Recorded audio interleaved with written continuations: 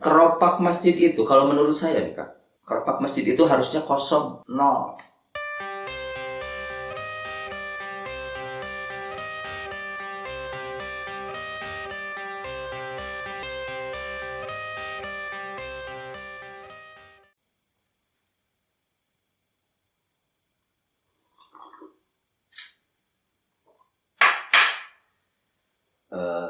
Setiap kita sholat Jumat, ya Kang tahulah ketika kita sholat Jumat kan di masjid-masjid yang tempat kita sholat itu biasanya kan pengurus masjid suka mengumumkan toh tentang hasil keropak kain celeng pada Jumat kemarin, biasanya kan begitu.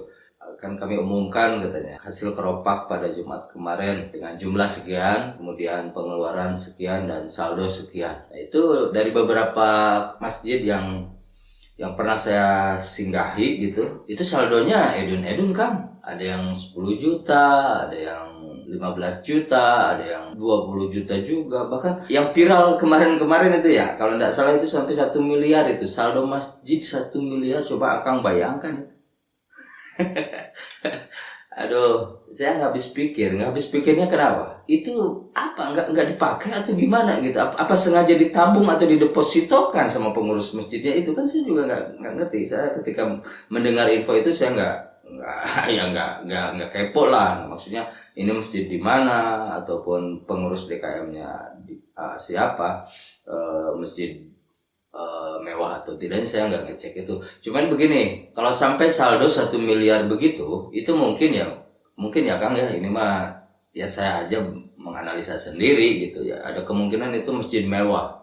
Tapi tingkat kemewahannya itu seperti apa kan Istiqlal aja nggak sampai segitu kayaknya ya. Ya kan? Nah, ini yang mungkin ini hanya sekedar analisa saja gitu. Itu masjid mewah berada di lingkungan ya, kalau di komplek perumahan mungkin perumahan yang elit gitu loh, super elit gitu, dimana isinya konglomerat semua, sehingga masjid itu sampai berhasil terkumpul 1 miliar. Cuman nggak tahu itu dari tahun berapa sampai tahun berapa, atau berapa tahun sampai 1 miliarnya itu kita nggak tahu juga toh. Hanya yang menjadi permasalahan buat saya, bukan permasalahan juga, maksudnya yang menjadi hal yang membuat saya bingung gitu ya, itu tadi itu uang nggak dipakai atau apa masjid itu nggak punya program gitu loh. Apakah emang programnya mengumpulkan uang saja? Ya sekarang bisa aja kalau uang itu didepositokan kan gitu, kemudian ya entah per bulan, per 3 bulannya kan bisa diambil itu. Lumayan tuh 1 miliar kan. Cuman ya itu tadi, keropak masjid itu kalau menurut saya nih Kak, keropak masjid itu harusnya kosong, nol. Iya dong.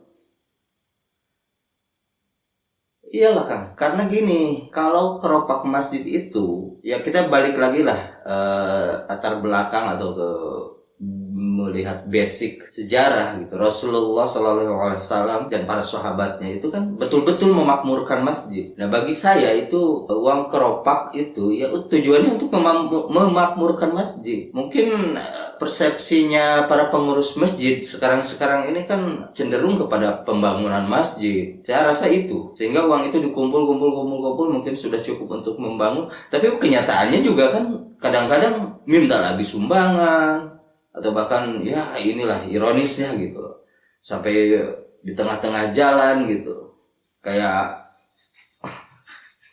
pakai jala ikan gitu. Ya saya kurang setuju aja gitu loh, karena gini, zaman Rasulullah itu masjid memang betul-betul dipakai untuk syiar, untuk memakmurkan masjid, bahkan lingkungan masjid itu berada. Nah ini kenapa uang keropak itu yang notabene sudah puluhan juta, ratusan juta, bahkan sampai miliaran, itu kenapa tidak dipakai untuk memakmurkan masjid? Jadi masjid itu pernyataan atau kalimat memakmurkan masjid itu bukan berarti jamaah yang sholat di situ harus banyak ya, memang harus banyak sih, tapi bukan berarti itu gitu loh. Ya salah satunya itulah. Uang keropak itulah yang harus digunakan untuk memakmurkan masjid gitu loh. Jangan sampai cenderung kepada pembangunan saja.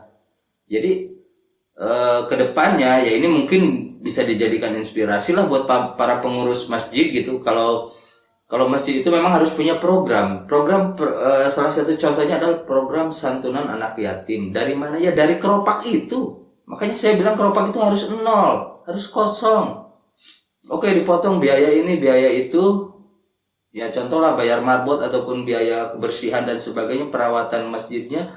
Udah potong itu aja selesai. Itu pisahkan aja. Sisanya yang banyak itu udah pakai memakmurkan masjid saja. Bisa seminggu sekali atau sebulan sekali, atau begini, pengurus masjid itu mendatangi panti asuhan. Di situ dia ambil kesepakatan lah. Contoh misalkan si uang dana yang tersimpan itu rata-rata di masjid itu, contohlah 10 juta atau 15 juta itu sisa ya, sisa dari potongan untuk biaya perawatan masjid itu tadi. Pokoknya ada sisa, misalkan Kang ya 10 juta. Udah ke panti asuhan kan saja lah. Iya kan? Jadi habis gitu loh. Keropak itu habis. Ya sekarang kalau ada uangnya di dalam keropak, gimana maling nggak tergiur atau? Kan banyak kejadian maling keropak masjid. Oke, si pengurusnya amanah, saya yakin amanah kalau pengurusnya mah. Tapi ini maling-malingnya ini loh yang yang cenderung ngincer itu. Karena apa ya? Dia tahu kalau uang itu ada di situ gitu loh. Akhirnya apa kan? Kalau uang sudah hilang, ya nggak bisa apa-apa. Itu kan uang jamaah. Yang mana jamaah itu menyumbang gitu. Menyumbang dia juga pengen pahala dong. Nah pahalanya bukan cuma pahala menyumbang. Ketika uang sumbangan itu dipakai oleh pengurus masjid untuk menyantuni yatim lah, fakir miskin lah, jompo-jompo lah, itu akan lebih berkah kan. Dan masjidnya pun akan lebih barokah juga gitu loh. Jadi ya itu tadi lah, kita kembali kepada titik permasalahan bahwa keropak masjid itu jangan sampai disimpan gitu loh. Udah begitu dapat, ya kalau perlu, karena itu kan biasanya ini kan setiap hari Jumat tuh ada keropak kayak celeng keliling gitu kan. Udah, habis itu kumpulkan, lihatlah hasilnya berapa. Kalau misalkan ada sekitar 3 juta, 5 juta. Nah itu tinggal itu tadi diatur program mau per minggu apa per bulan. Ya kalau per bulan berarti kan dia sebulan sekali untuk melaksanakan program santunan anak yatim atau ke panti jompo, fakir miskin dan sebagainya. Itu intinya Kang di situ. Jadi jangan sampai buat apa sih? Setannya gede loh kalau duitnya banyak itu. Iyalah.